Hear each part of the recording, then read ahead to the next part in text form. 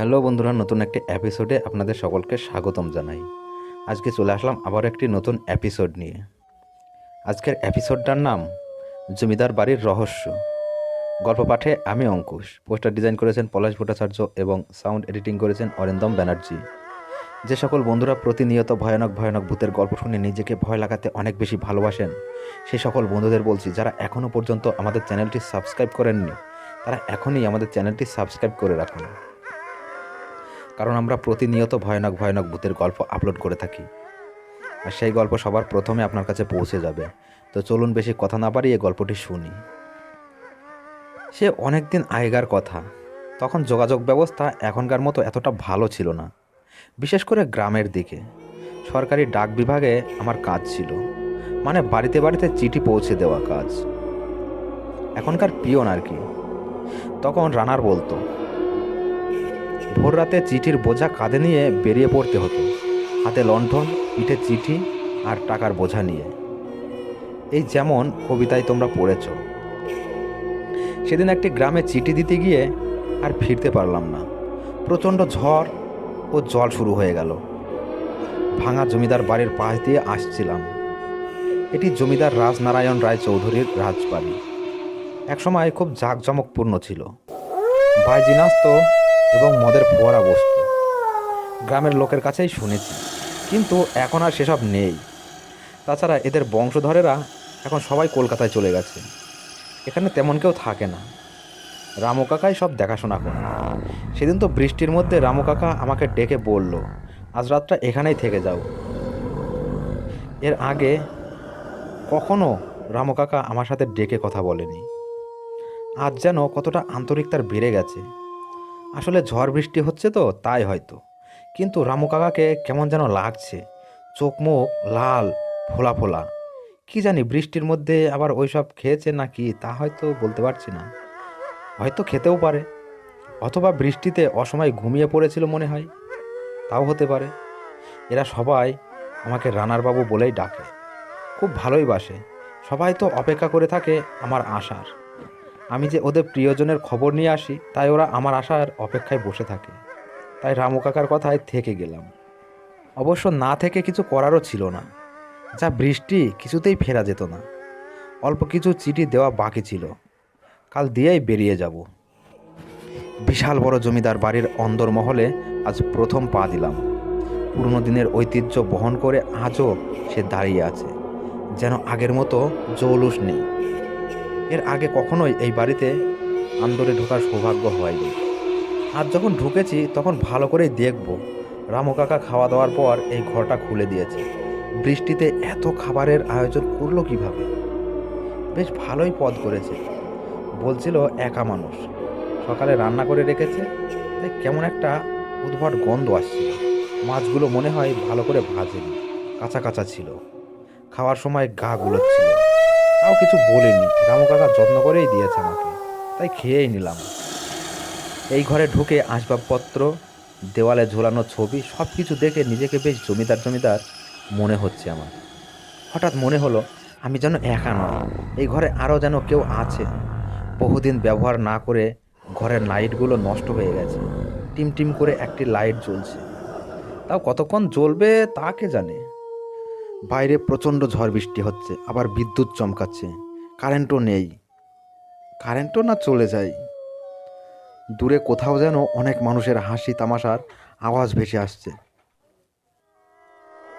ঘুঙুরের শব্দ, গানের সুর কানে ভেসে এলো। ওই আবার হাসি। কিন্তু এত রাতে এই বৃষ্টির মধ্যে পুরো রাজবাড়িতে কোথা থেকে আওয়াজ আসবে? ভুল শুনছি না তো আমি?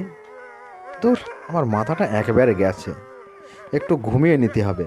হঠাৎ জোরে হাসির রোলে চমকে উঠি। না, না তো।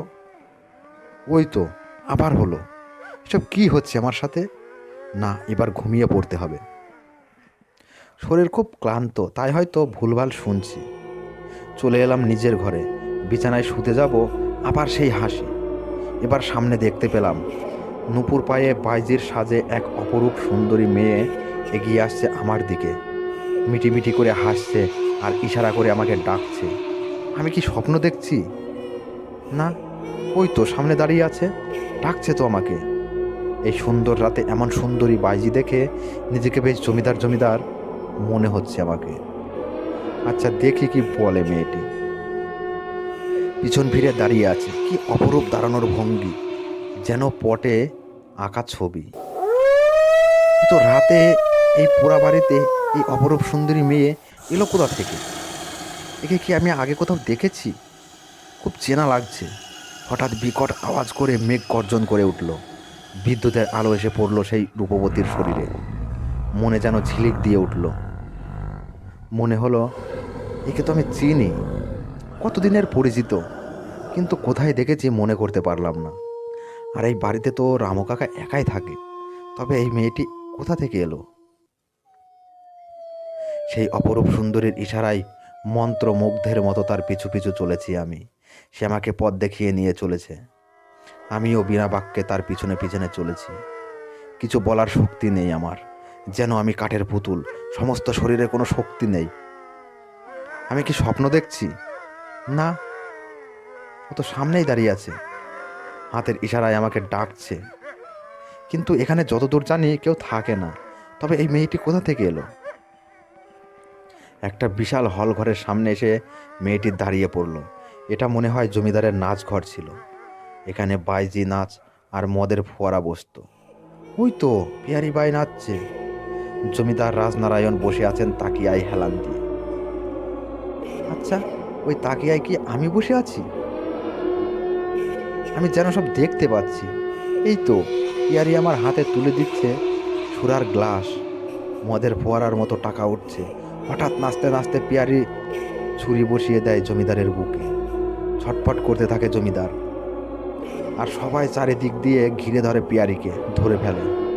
খুন খুন বলে আওয়াজ ওঠে চারিদিকে। মুহূর্তে সব বন্ধ হয়ে যায়। পিয়ারিকে ওরা ধরে নিয়ে যায়। এসব আমি কি ভাবছি? আমি কেন রাজনারায়ণ হব? আচ্ছা দেখি তো মেয়েটা কে, এত রাতে এই বাড়িতে এলো কিভাবে? মেয়েটি সামনে যাচ্ছে আর আমি ওর পিছনে পিছনে, মন্ত্রমুগ্ধের মতো আমি ওর পিছন পিছন যাচ্ছি। এ কোথায় নিয়ে এলো? এটা তো মনে হচ্ছে লুকোনো কোনো ঘর। আচ্ছা এটা কি গুম ঘর? পিয়ারিকে মেরে কি এই ঘরে আটকে রাখা হয়েছিল? ধুর, এসব আমি কি ভাবছি? কে পিয়ারি? আমি তাকে কিভাবে চিনব? হঠাৎ সুন্দরী মেয়েটি একটি রাক্ষসীতে পরিণত হয়। বড় বড় দাঁত, নখ বেরিয়ে আসে, এক বীভৎস চেহারার রূপ নেয়। আমার সামনে এসে দাঁড়ায়, মুখ দিয়ে যেন রক্ত ঝরছে। আমার দিকে ঘুরে বলে, কি জমিদার রাজনারায়ণ চৌধুরী, মনে পড়ে আমাকে? চিনতে পারছো? আমি শিউলি, যাকে জোর করে তুলে এনে এই প্রাসাদে বন্দি করে রেখেছিলে। নাম দিয়েছিলে পিয়ারি বাই, বাইজি বানিয়ে নাচতে বাধ্য করেছিলে। আমার শত অনুনয় বিনয় কিছুই তোমার কানে যায়নি সেদিন। আমার বাবাকেও বন্দি করে রেখেছিলে এই গুম ঘরে। আমাকে খুন করেছিল তোমার অনুচরেরা, কারণ আমি ছুরি বসিয়েছিলাম তোমার বুকে, কিন্তু তোমাকে মারতে পারিনি। তোমার আদেশে ওরা আমাকে খুন করে দিল। আমি অন্য একজনকে ভালোবাসতাম, অনেক মিনতি করেছিলাম তোমার কাছে, কিন্তু তুমি শোনোনি। সেই থেকে প্রতিশোধ নেওয়ার জন্য অপেক্ষা করে আছি। আমি আর আমার বাবা, উনি আমাদের রামু কাকা নয়, আমার বাবা, বলে এক পৈশাচিক হাসি হাসতে থাকে। আজ তোমাকে শেষ করে মনের জ্বালা মেটাবো। আমার আত্মার মুক্তি হবে আজ। আমি সেই জমিদার, কিন্তু আমার তো কিছুই মনে পড়ছে না। পালাতে হবে এখান থেকে, না হলে আমাকে মেরে ফেলবে। ভেবেই দিক বিদিক জ্ঞান শূন্য হয়ে জোরে দৌড়ে পালাই। আর কিছু মনে নেই। সকালে পুকুর পাড়ে অচৈতন্য অবস্থায় রামু কাকা আমাকে দেখতে পাই। রামু কাকা মেয়ের বাড়িতে গিয়েছিল প্রচণ্ড ঝড় জলের রাতে, আর ফিরতে পারেনি। উনি ফেরার সময় দেখে আমি পুকুর পাড়ে অচৈতন্যভাবে পড়ে আছি। আজ আমার খুব ভাগ্য ভালো ছিল, তাই সকালে রামু কাকা এসেছিল। না হলে যে আমার শেষ পরিণতি কী হতো আমি নিজেও জানি না। আজকের গল্পটা এই পর্যন্ত। বন্ধুরা, গল্পটা কেমন লাগলো আমাদের কমেন্ট করে জানাবেন। গল্পটা যদি আপনাদের এতটুকু ভালো লেগে থাকে তাহলে বন্ধুদের মাঝে শেয়ার করে বন্ধুদের একটু শোনার সুযোগ করে দেবেন। নমস্কার।